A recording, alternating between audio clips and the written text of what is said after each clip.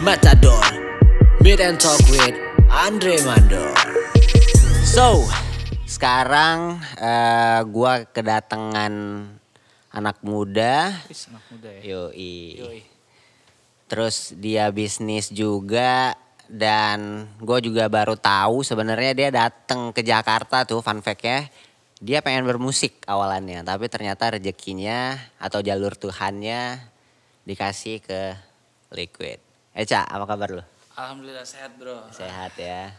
Kayaknya memang seneng banget ya, udah bisa diundang sini ya. Yoi. Ini kamera yang mana sih? Ini banyak banget kameranya. Kameranya bisa sama aja. Iya, jadi bisa santai lah. Oke. Dan ya tadi sebenarnya kita di belakang ini kita juga sempat ngobrol-ngobrol tipis ya. Benar. Dan menarik sih, banyak hal yang menarik yang bakal kita bahas sekarang. Dan simple pertanyaan gue di pertama itu, lo berpikir untuk jalan ke bisnis Liquid itu kayak gimana sih bro? Gue sih nggak pernah nyangka ya kalau gue akan sebesar ini dan dikenal di industri ini. Amin. Intinya sih gue basicnya itu ya karena basicnya gue brewer ya. Oke. Sebelumnya kan ya gue seniman dan gue pengarang lagu, pecinta lagu. Yoi. Mungkin basicnya sih kayak sama aja kayak ini produk yang ada di depan ini. Kalau gue musisi ini tuh lagu gue. Oke. Gitu. Jadi sama halnya kalau gue menciptakan lagu sih jatuhnya kayak gitu. Kayak gitu. Berarti sama aja yang kayak ini karya gua gitu. Ini karya gua. Iya. Ini bukan liquid gua. Kalau Oke. gua kayak gitu. Ini karya siap. gua. Kalau bilang liquid ini liquid gua, semua orang bisa bilang kayak gitu. Kalau udah beli di vape store berarti itu udah punya dia. Oke. Tapi kalau bilang ini karya gua. Iya benar-benar Gitu sih, sepakat. Dan Liquid pertama lu itu apa? Dulu waktu gue masih belum bergaul di industri vape ya. Gue masih bergaul di dunia dagang lah. Gue tuh dulu tuh gue main itu di pusat perbelanjaan Senen Jaya, grosiran gitu loh. Oke. Jadi gue jualan jam tangan lah, jualan kacamata lah, apalah pokoknya banyak banget. Di situ gue pertama kali kenal namanya vape. Ya. Karena barang-barang dari Cina kan masuklah di situ, vape yang kayak bentuknya kayak pulpen seperti itulah. Nah dari situ gue bikin liquidnya. Nah pertama kali gue bikin liquid itu namanya Cloud Heaven. Cloud Heaven. Iya. Dan itu kayak gimana tuh? Ya berlaku cuma sebentar doang sih. Oke. Karena di zaman itu vape baru masuk itu booming ya. Tiba-tiba pemerintah melarang lah. Karena vape ini kan ya belum legal lah jatuhnya. Iya, pada Dan saat itu ya. Iya di-cut ya udahlah. Tapi vape itu bukan berarti di Jakarta itu mati nggak ada pemakainya. Ternyata ada satu komunitas gitu. Yoi. Di mana komunitas itu ya gue datang ke sana mungkin coba untuk bergabung sama mereka. Dan ternyata vape yang sebenarnya itu seperti ini gitu. Liquid yang bernikotin, liquid yang harganya mahal, liquid yang rasanya seperti ini, itu gue pelajari semua dari mereka. Dan device itu ternyata ada device yang namanya RDA, apa segala macam-macamnya itu ada. Dan pada akhirnya gue belajar gimana caranya gue selalu memikirkan, gue bisa bikin produk yang bisa disukain mereka gitu. Contohnya ya gue berkarya. Jadi pertama kali gue masuk ke dunia mereka, gue menciptakan karya itu namanya Juggernaut sama Dragon Knight. Namanya itu kayak hero-hero Dota. Oke. Karena kerjaan gue cuma main Dota doang bro. Iya. Akhirnya gue ciptain itu produk. Tapi bukan berarti laku bro. Iya. Gak ada. Jadi gue bawa ke vape store. Semua vape store kali yang ada di Jakarta yang waktu itu lagi terkenalnya tuh vape store. Gue datang ke sana. Mereka tuh gak ada yang mau nerima. Oh. Itu produknya masih produk luar semua atau kayak gimana pada saat itu? Itu tuh gue udah beli bahan tuh dari US. Oke. Jadi yang gue bikin itu adalah bahan-bahan yang dari US yang sama yang mereka pakai. Oke. Gitu. Cuma ya bedanya gue bikin. Iya. Kalau mereka belinya sudah jadi. Ya kan. Jadi gue udah nawarin kemana-mana. Nggak ada yang percaya kalau gue itu. Ya gimana ya bro ya. Waktu itu kan di zaman itu kan liquid itu kan. Yang dipercaya itu adalah produk dari Malaysia. Produk dari Amerika lah kayak gitu. Ya kalau orang Indonesia yang bikin mana percaya bro. Iya. Kecuali kalau bikin nasi goreng ya baru di sini juaranya nasi goreng. Iya. Tapi kalau di sana kalau di sana kan ya harus benar-benar tuh kalau bikin liquid itu begini. Tapi gue sih selalu belajar. Dan ya sekarang kan belajar kan gampang bro. Iya. Ada Google, Iya benar. ada YouTube dan Iya. lain-lain. Pokoknya internet itu udah gampang banget untuk memudahkan kita untuk mempelajari sesuatu. Benar banget. Akhirnya gue belajar. Nah bedanya satu. Kalau orang Amerika bikin rendang, dijual ke Indonesia, gue yakin gak bakalan laku. Iya. Tapi kalau orang Indonesia bikin rendang, dijual ke Indonesia pasti laku. Iya sih. Dijual ke Amerika rendangnya pasti laku rendangnya. Nah, kalau burger orang Amerika jago bikin burger. Iya. Tapi kalau orang Indonesia juga bikin burger masih bisa laku di Indonesia. Iya. Bener gak? Iya benar. Karena taste-nya orang Indonesia tuh beda sama Iya Amerika. pasti. Ya kan? Dan padahal gue bikin produk 2 itu, gue udah pede nih, gue udah pede banget. Oh gue udah bisa bikin liquid nih. Dan liquidnya gue udah bisa bikin yang bernikotin kayak gini. Ya bisa dikategorikan kayak setara lah sama produk yang sudah ada di Indonesia dan sudah laku. Gue bikin, tapi ngejualnya itu susah banget bro. Karena tidak ada yang percaya sama gue. Akhirnya gue bawa ke vape store kayak gitu. Itu pada nolakin semua. Gak ada yang mau. Wow. Gak ada yang mau. Sampai gue tuh ya gue orangnya sih gak putus asa sih ya. Ya wajar lah orang menolak gue dan gue siapa. Iya. Gitu kan. Orang tidak bisa memandang gue ya lu siapa. Iya pasti Lu sih. mau bikin enak pun ya lu siapa. Iya. Gitu. Ya kan. Penjual nasi goreng aja kalau udah enak ya belum tentu orang mau beli. Iya benar. Apalagi yang pakai vape waktu itu adalah orang-orang yang punya uang bro. Iya. Menengah ke atas. Iya, benar Jadi sih. orang menengah ke atas itu sangat susah mempercayai orang ke bawah. Iya. Pasti kayak gitu. Iya. Itu di mana kayak gitu. Ya udah akhirnya gue putus asa banget. Gue udah nyobain ke vape. Jangan kan ini bro. Nyoba aja nggak. Mereka tuh nggak mau. Oh sampai sebegitunya Sampai ya. begitunya nyobanya mereka nggak mau. Mungkin teman-teman nanti yang nonton apalagi para vapers mungkin udah pada tahu gue udah sering cerita kayak gini. Jadi akhirnya gue merasa capek lah nawarin ke toko. Ada satu Kemang Food Fest ya waktu itu ya. Ya dari Kemang Food Fest itu ada orang yang nge-vape. Yep. Akhirnya gue samperin. Ya kan, bro. Lo mau nggak nyobain liquid gue? Boleh bro, gue cobain. Setelah gue cobain, dia tuh nggak percaya kalau gue yang bikin. Yakin lo yang bikin? Iya gue yang bikin. Emang kenapa bro? Enak nih bro. Jual di mana? Gue bilang nggak ada toko yang mau beli. Wow. Gimana dong? Gimana? Ya udah gini aja bro. Ada toko di sebelah sini namanya Sapom. Lu bawa ke sana. Gue sering beli liquid di sana. Ya udah gue datang ke sana. Itu gue udah pede lagi kan bro. Akhirnya gue ketemu sama ownernya namanya Martin tuh. Tin, bro boleh nggak gue titip produk gue di lu? Ini nitip loh, gue udah nggak bilang beli. Nggak berani gue. Atau nggak cobain dulu deh. Akhirnya dicobain. Ini lo yang bikin? Iya gue yang bikin. Oh, ya udah gue beli deh. Akhirnya dibeli tuh. Dibeli gue bawa. Gue kan cuma bikin 1 liter kan 2 flavor. Jadi 30 piece 30 mili. Gue kasih dibayarin cash sama dia. Terus dia nanya, gue jual berapa ya? Gue bilang terserah lu. Waktu itu liquid US itu harganya 350.000. Dia jual 175.000 kemasannya sama 30 mili. Ya udah dia jual itu, tapi bukan berarti produk gue itu udah laku. Gue itu cuma diem doang. Dan pada akhirnya malamnya itu gue telepon si Martin ini yang punya Sapom ini. Bro, boleh nggak sih gue datang ke tempat lu? Mau ngapain? Sumpah dia udah punya pikiran negatif. Lu mau COD-an ya sama customer gue? Astagfirullah. Siapa yang mau COD-an kayak gitu kan? Gue bilang, gue gak kayak gitu bro. Gue cuma pengen datang di sana. Gue tuh pengen memperkenalkan produk gue. Karena belum tentu favorista lu atau enggak yang jaga di vape store-nya dia mau memperkenalkan produk gue. Bener gak? Jadi gue jadi SPB dong. Iya kan? Jadi gue datang di sana. Gue tuh datang itu gue waktu itu tinggal di Depok ya. Tokonya buka jam 2, jam 1 tuh gue udah datang. Karyawannya aja belum datang bro. Wow. Gue datang karena bantuin nyapu lah, ngepel lah, apel segala macam ya. Dan customer datang, ya gue kenalin produk gue. Bro, ini produk gue, ini produk lokal. Sampai orang tuh bener-bener tuh percaya gitu. Oh ternyata ini buatan lokal dan lo yang bikin, harganya juga murah. Kalau harga kan udah otomatis menarik orang lah. Daripada gue beli 300.000, ini 175.000, ini lebih murah.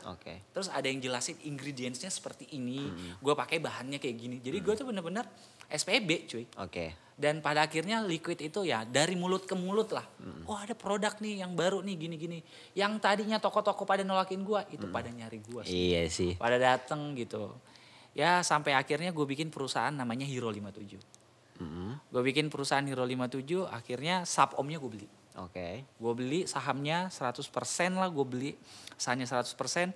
Tetap yang punya Subom itu tetap gue kasih saham di situ. Oke. Gue pindahin Subomnya, gue pindahin tempatnya yang cukup besar lah.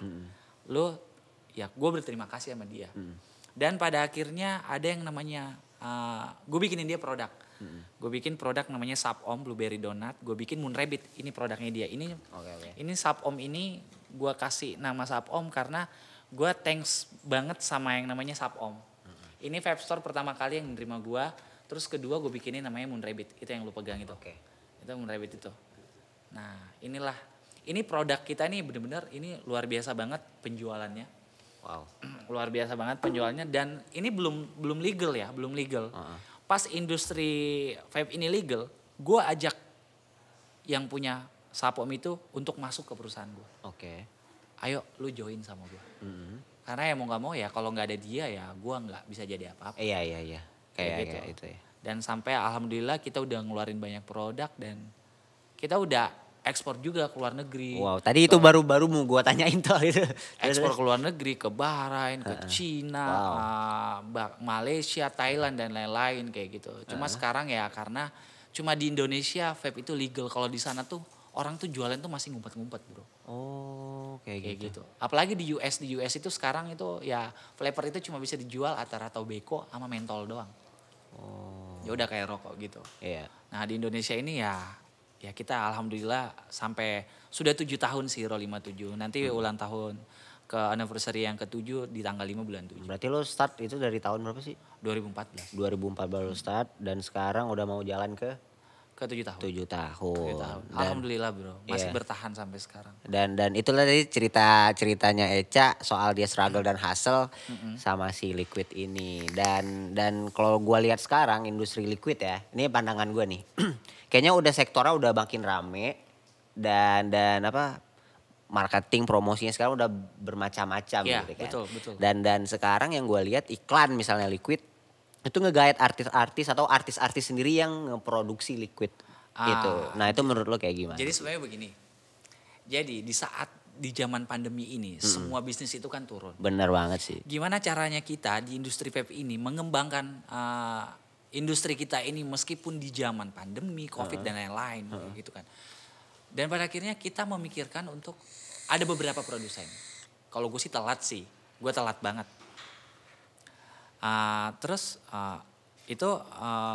Produsen banyak ngegait artis lah, collab sama artis kayak contoh salah satunya adalah Okarin. Oke.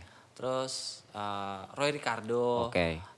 Mungkin temen lo Etaro. Iya. Etaro mereka itu ya kita industri ini ngajak mereka collab untuk nyari papers baru. Oke. Atau enggak ya mungkin followersnya mereka. Oke. Ya kan, yang tadinya taunya rokok, sekarang nih ada nih rokok elektrik yang maksudnya ini jauh lebih sehat dibanding rokok. Oke, dan alhamdulillah sih kalau menurut gue ya itu suatu yang bagus dan gue telat sih kemarin gue terakhir collabnya sama Deddy Corbuzier sih. Wow sih tapi meskipun telat tapi berhasil gait.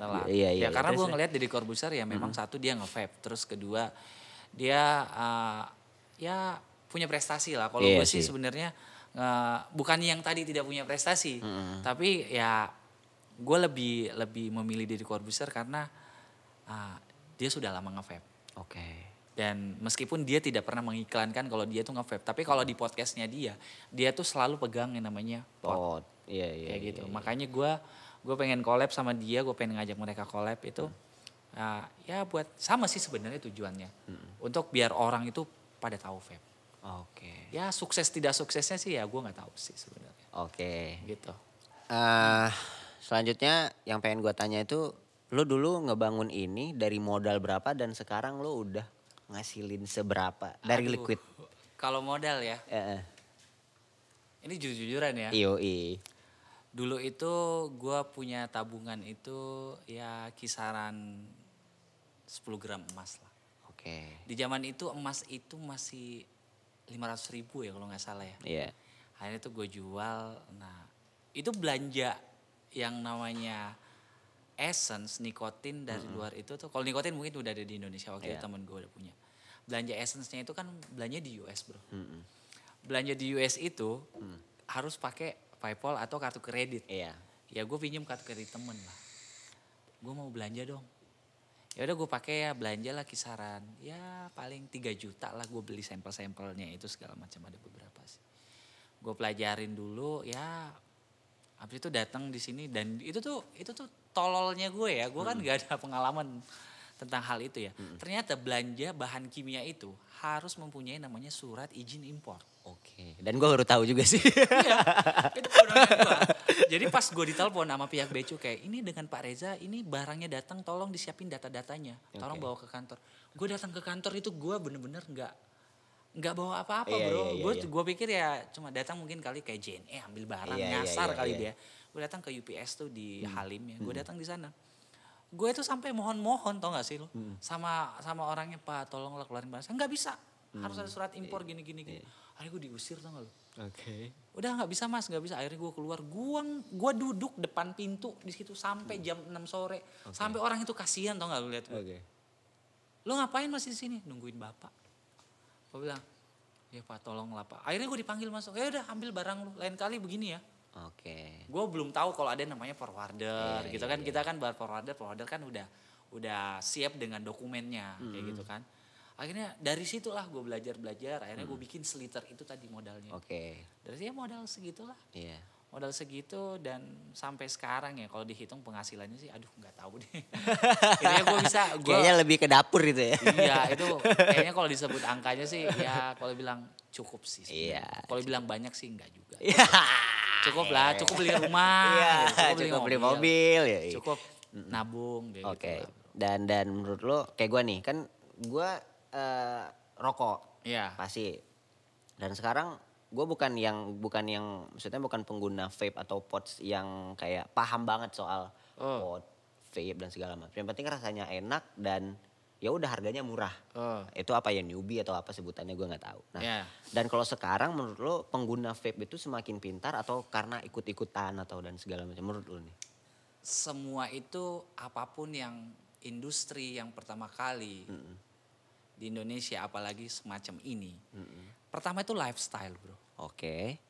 Lu mungkin nge-vape itu karena lu ya lifestyle aja. Iya. Megang ini kayak gitu kan. Ya. Awalnya semua kayak gitu.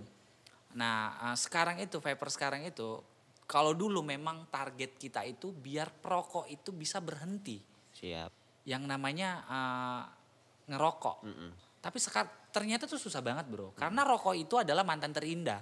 Oke. Karena kalau menurut gue, kenapa gue bilang rokok itu mantan terindah dan susah dilupakan.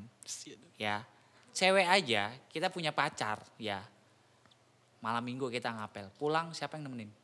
Rokok. Ya udah, udah rokok. Dan ini fakta ya. Jadi gue pernah punya mantan dan dia ngelarang gue untuk ngerokok. Dan gue pada saat itu jawabnya gini, lebih duluan gue kena rokok daripada lu. Iya, gitu. Makanya gue bilang dulu ya makanya orang tuh susah banget lupa sama rokok. Contohnya di sini nih, mungkin di sini ada yang pernah nge-vape kan? Iya. Ada. Lu susah nggak lupa rokok? Susah kan? Karena mantan lu gampang nggak ngelupainnya?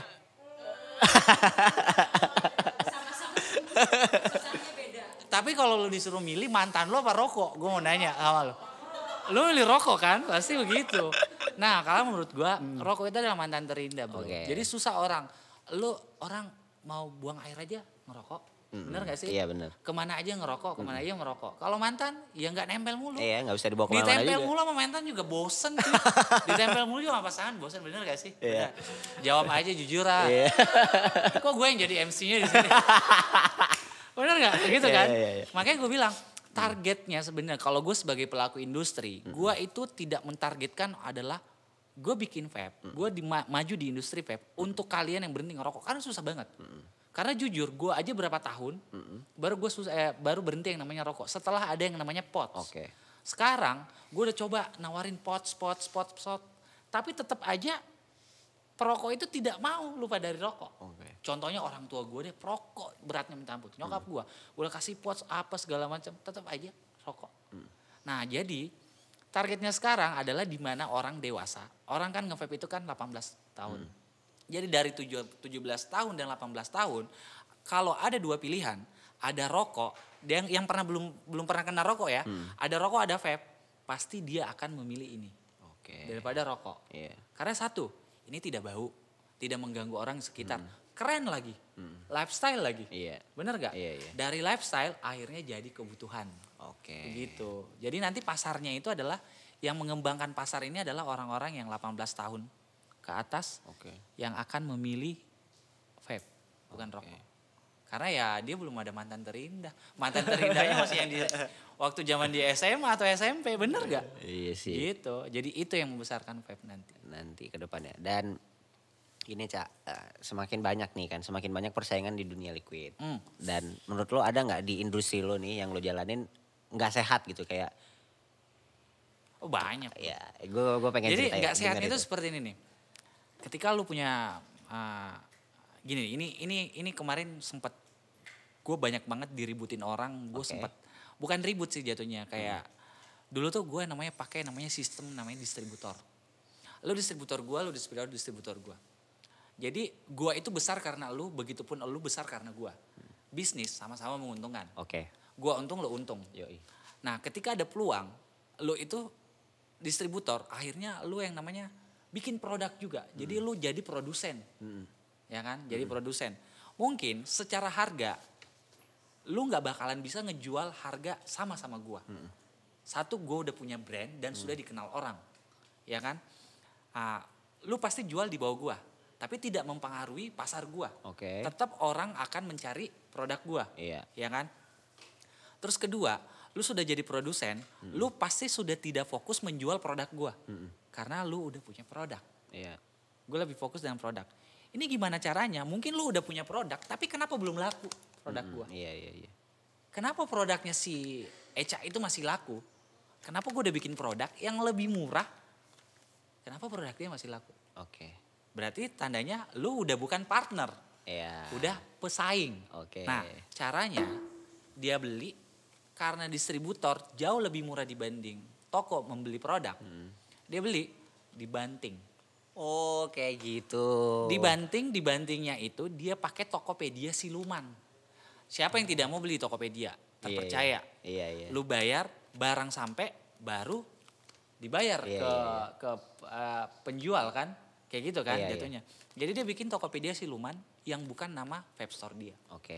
Dia jual yang tadinya kalau kita jual dia bisa untung menjual ke toko dengan margin 20.000, ya kan? Dia jual di Tokopedia dengan satuan itu dia cuma ambil 5.000 margin. Striker kita adalah vape store, yang membeli dari dia itu mati karena dia menjual jauh lebih murah. Berarti sampai kayak gitu ya? Bisnis tuh jahat. Kalau kemarin gue berbisnis itu gue pakai hati karena gue seniman.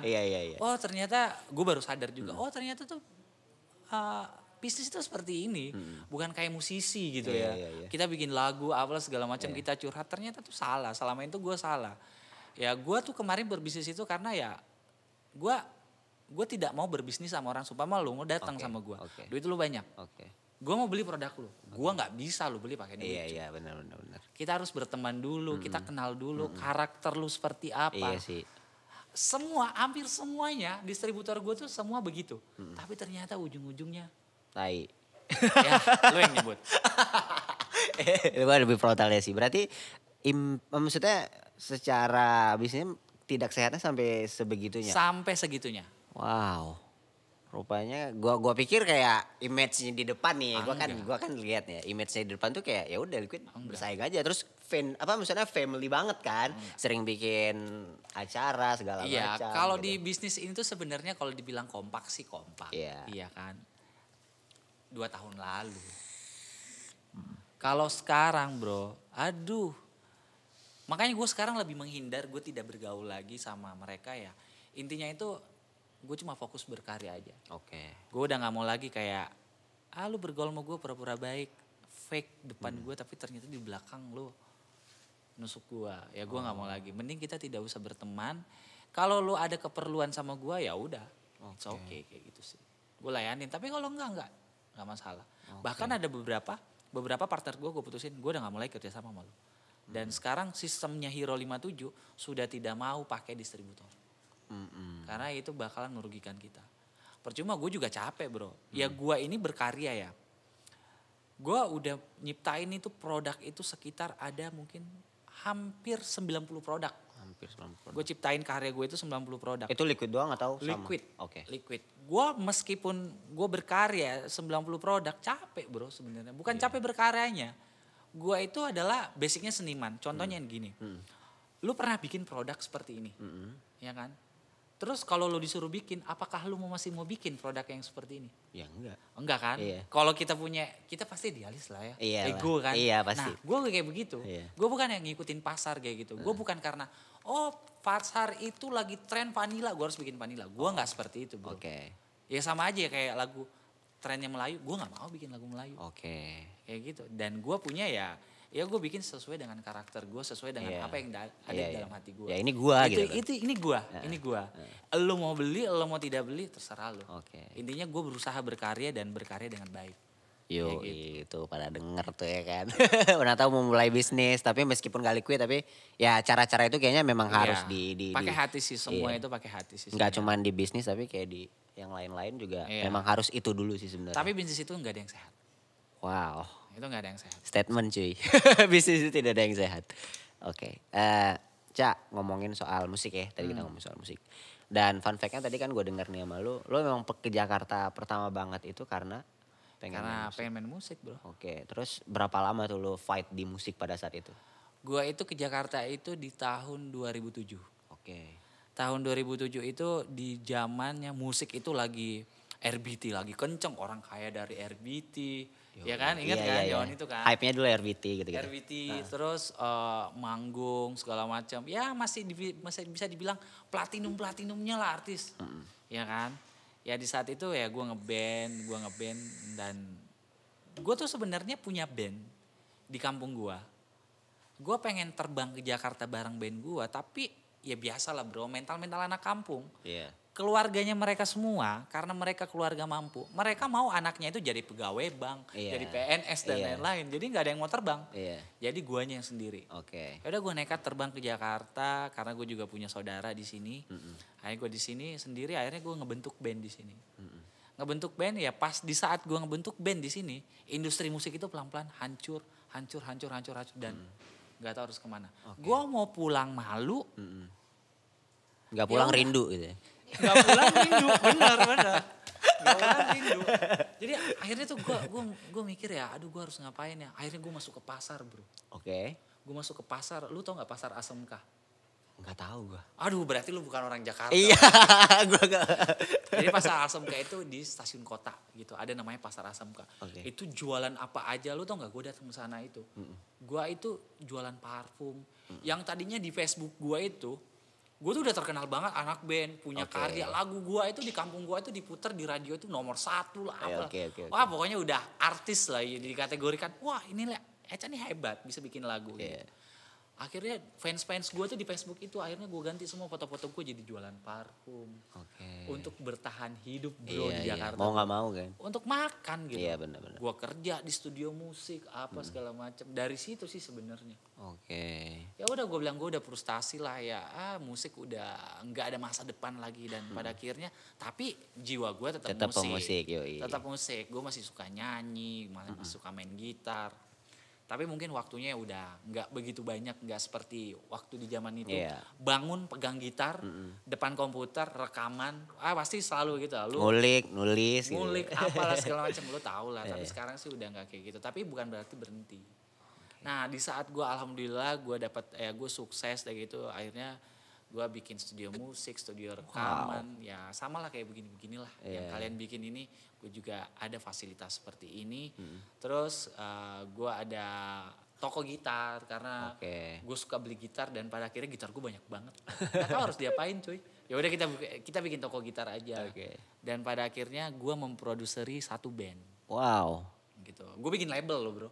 Oh ya? Dulu gue susah banget masuk label. Masuk label.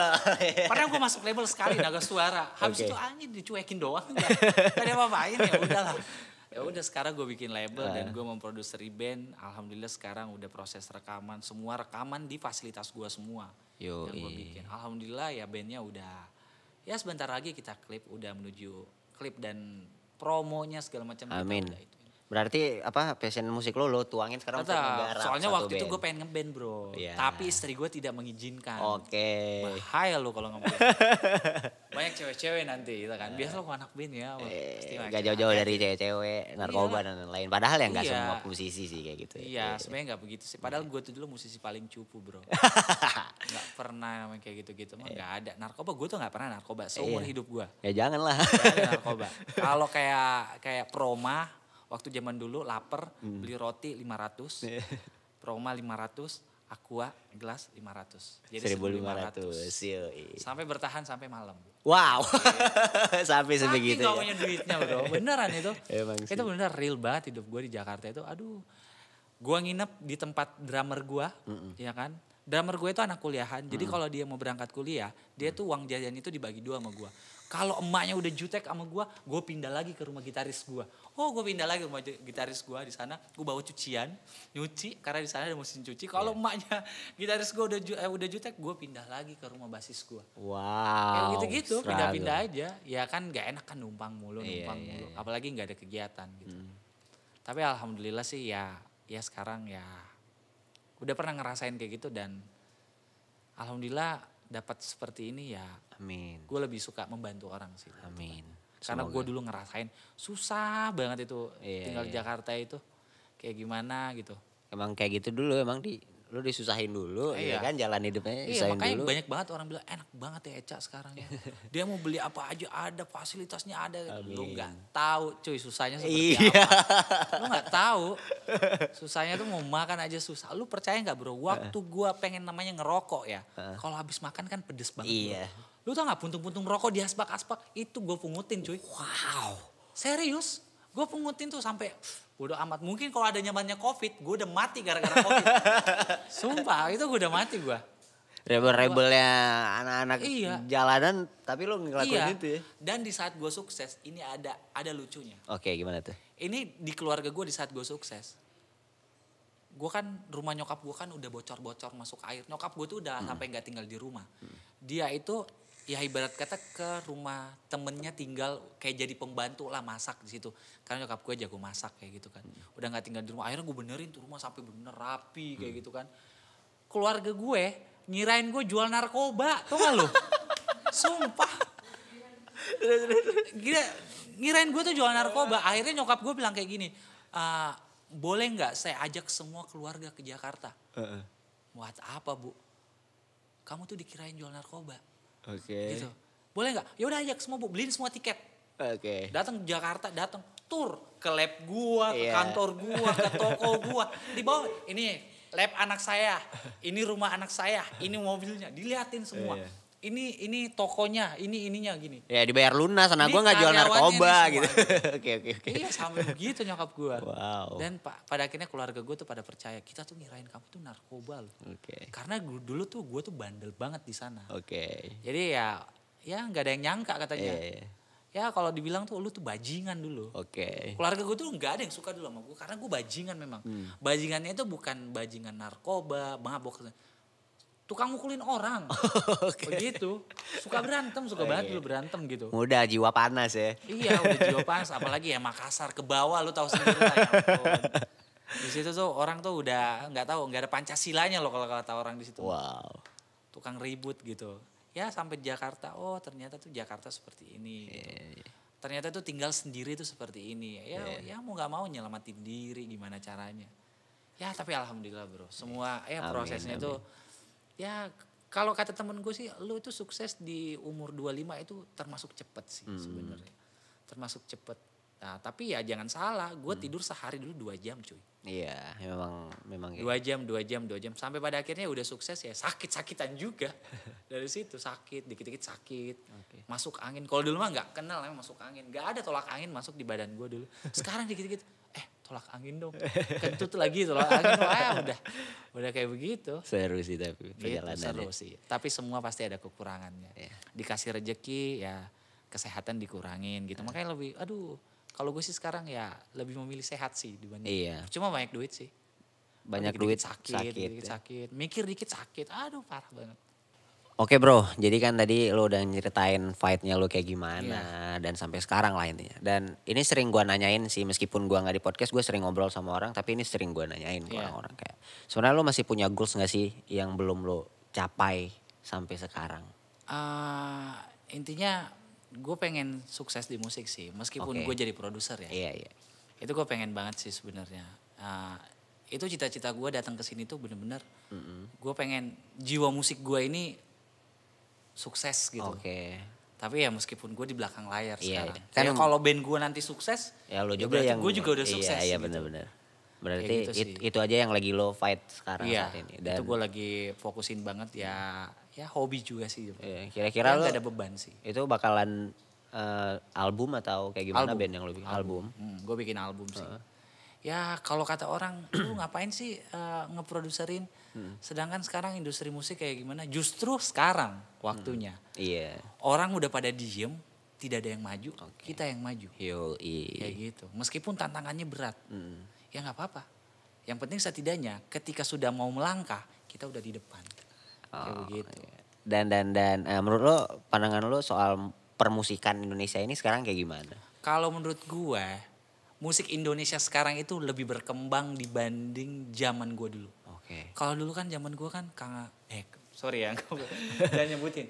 Band-band Melayu, kayak gitu maksudnya sebenarnya sih ya pantas untuk dijual. Tapi label-labelnya juga pada support yang kayak begitu-begitu. Oke. Jadi tidak, takutnya kalau yang seperti itu selalu kita tonjolin, generasinya seperti apa. Oke, padahal kan banyak maksudnya kita kan beragam kan gitu. Banyak musik Beragam. warna-warna musik yang harus Iya. orang tahu gitu. Iya, kenapa harus itu gitu. Kalau sekarang itu, gue lihat ya musik-musik sekarang meskipun mungkin tidak seperti dulu ada di acara-acara kayak Dasyat, Inbox dan lain-lain kan. Tapi gue lihat ya YouTube sekarang, cover-cover sekarang, itu pada keren-keren loh. Dan itu tidak cuma satu aliran. Oke. Gue sukanya. Terus musiknya itu juga bisa dikategorikan apa ya, musik-musik berkelas sih sebenarnya Iya, sekarang. Kalau menurut gue lebih maju aja, cuma mungkin kalau segi penjualan ya tidak seperti dulu. Iya. Kayak gitu. Tapi jangan salah, sekarang kan ada yang namanya selain RBT kan ada kayak apa sih? Kayak Joox. Iya, platform kayak gitu digital kan. musik. Iya. Sekarang udah makin luas sih Ada sektornya. YouTube, Iya. dan segala macam kan ya bisa ngasilin lah. Kalau sebenarnya sih kalau gue sebagai pemusik, tujuannya itu, lu jangan pernah tujuan lu sukses dan pengen banyak duit. Oke. Lu berkarya aja. Udah intinya begitu sih. Sama kayak gue bikin Liquid, gue nggak pernah nggak bilang gue mau kaya, enggak. Memang lo pengen berkarya di sini. Gue pengen berkarya aja. Iya. Jadi pemusik juga kayak begitu. Makanya gue mendidik anak band gue, lu berkarya aja. Oke. Jangan pernah lu pikirin gue mau punya uang. Oke. Semua orang pengen punya uang. Iya. Tapi kalau lu pengen menjalani sesuatu, jangan duit Tuhan. Ya jangan duit dulu ya. Iya, kayak gitu. Udah berkarya aja lah. Iya benar. Kalau memang karya lu bagus, ada rezekinya. Orang Tuhan juga ngeliat kok, oh ini anak berusaha nih, Iya. gue kasih rezekinya. Bener sih. Gitu sih sebenarnya. Oke, sebenarnya itu aja yang udah kita bahas hari ini. Oke, kayaknya bro, thank you seru banget. Yo. Dia udah diundang nih. Acaranya apa sih namanya ini? Acaranya. Masa gue gak tahu acaranya? Iya kan? Sebenarnya sampai sekarang masih belum ketemu namanya sih. Gue lihat logo-logo di belakang gak ada nih. Gak ada layar-layar. Masa ini sih? Gak mungkin ini kan? Yo. Apa? Apa sih nama acaranya gitu? Masih kita rembukin sih. Oh belum masih ya, kita- belum. Makanya gue acaranya apa ini?